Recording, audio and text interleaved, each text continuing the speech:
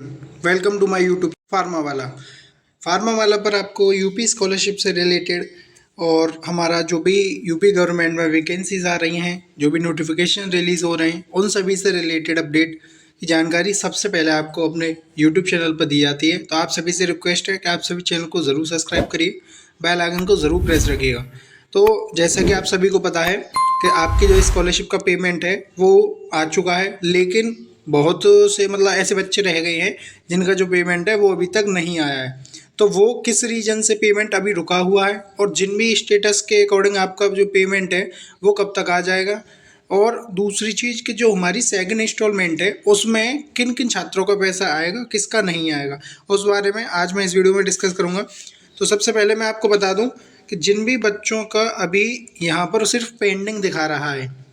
कहाँ पर, DW अधिकारियों यहाँ पर, यानी verification by district scholarship committee, अगर यहाँ पर आपका पेंडिंग दिखा रहा है तो आपको परेशान होने की ज़रूरत नहीं है। आपका पैसा जो है वो जून तक आ पाएगा, ठीक है।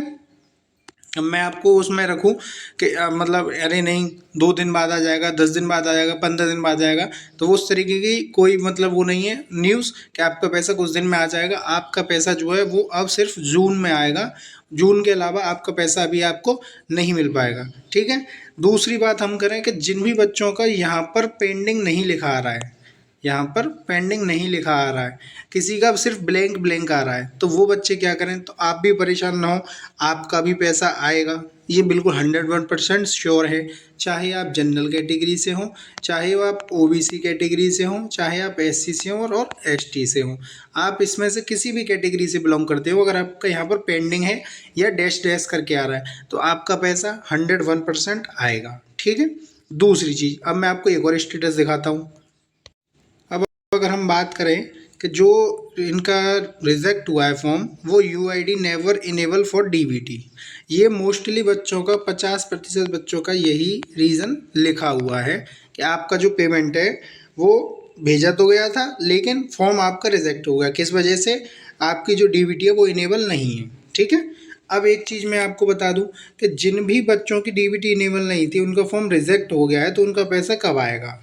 तो ऐसे बच्चों का पैसा अब 99% नहीं है,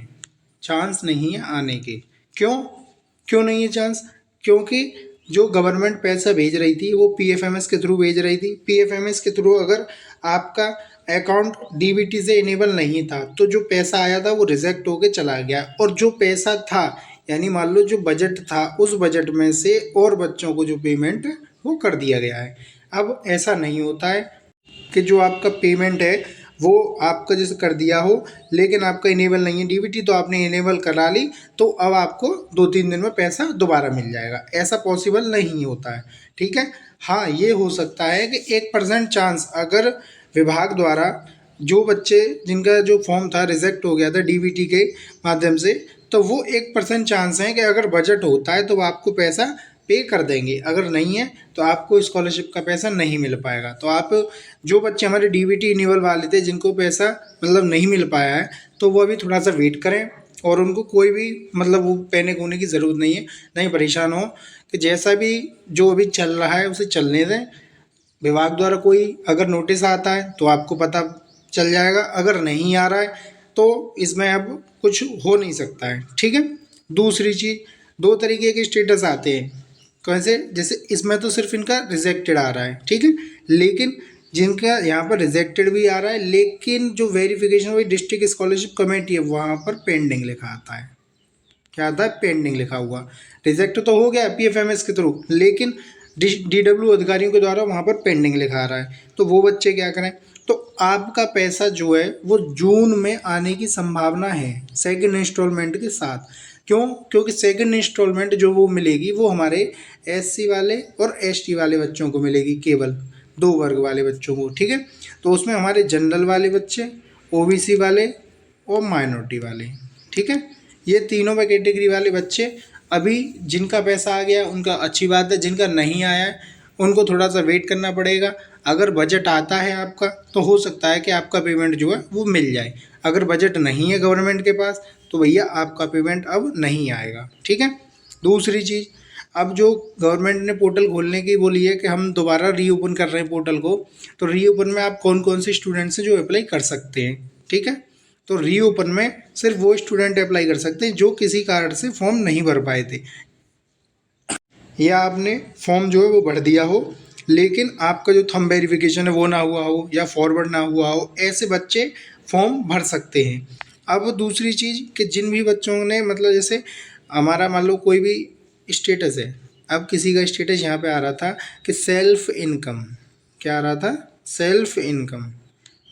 यानी उसने खुद का सर्टिफिकेट लगाया, तो वो बच्चे क्या करें। तो उन बच्चों के लिए एससी और एसटी वालों के लिए थोड़ी सी एक मतलब अच्छी न्यूज़ है कि अभी जो पोर्टल खुलेगा करेक्शन वाला, उस करेक्शन के पोर्टल में आप अपना इनकम सर्टिफिकेट हटा के आप अपनी फैमिली में से किसी का भी इनकम सर्टिफिकेट लगा दीजिएगा,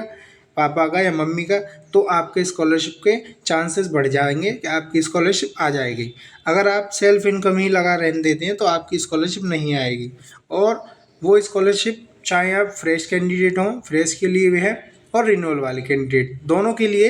ये अप्लाई करती है रूल, ठीक है।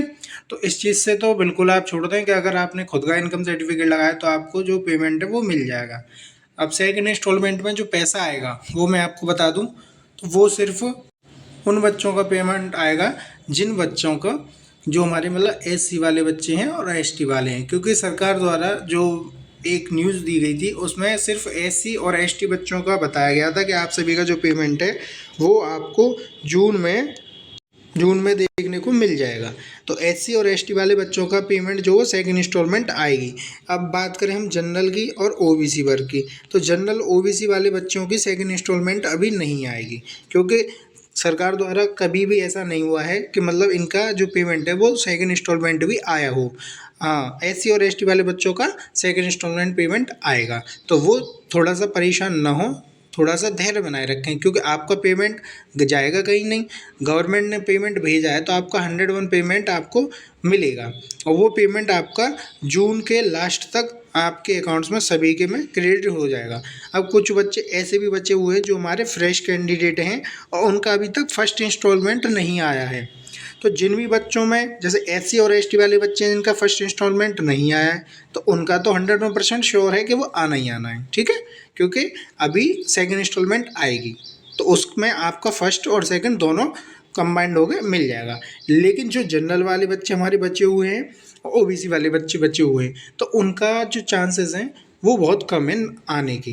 पेमेंट आने के चांसेस बहुत कम है, ना आने के ज़्यादा हैं, ठीक है। तो अभी जनरल वाले और ओबीसी वाले परेशान ना हो। अगर जिन भी बच्चों का फर्स्ट इंस्टॉलमेंट भी नहीं आया है और स्टेटस में कुछ नहीं आ रहा है, तो वो एक बार कि 1076 पर कॉल ज़रूर करें। किस पर? 1076 पर, जिससे कि आपको वहाँ से एक समाधान मिल जाएगा कि आपका फॉर्म है वो किस बेस पे मतलब रुका हुआ है। अगर कोई छोटी मोटी प्रॉब्लम होगी तो वो सॉल्व करके आपकी जो स्कॉलरशिप है वो भेज दी जाएगी, और अगर कोई वैसी दिक्कत आ रही स्टेटस से तो आपका स्टेटस अपडेट कर दिया जाएगा। तो आपको सारी जानकारी वहाँ से सही मिल जाएगी कि आपके जो स्टेटस में आपकी प्रोफाइल में मतलब ना क्या दिक्कत आ रही है, ठीक है। तो जनरल और ओबीसी वाले बच्चे तो अभी वेट करते रहें, जून तक आना होगा पैसा तो आ जाएगा, नहीं आना होगा तो नहीं आ पाएगा। लेकिन एससी और एसटी वाले बच्चे परेशान ना हो, उनका पैसा 100% जून में मिल जाएगा। तो वीडियोस के जो पसंद आई हो आप उन्हें प्लीज़ लाइक करिए, और हमारे चैनल पर डी फार्मा में कोर्स के रिलेटेड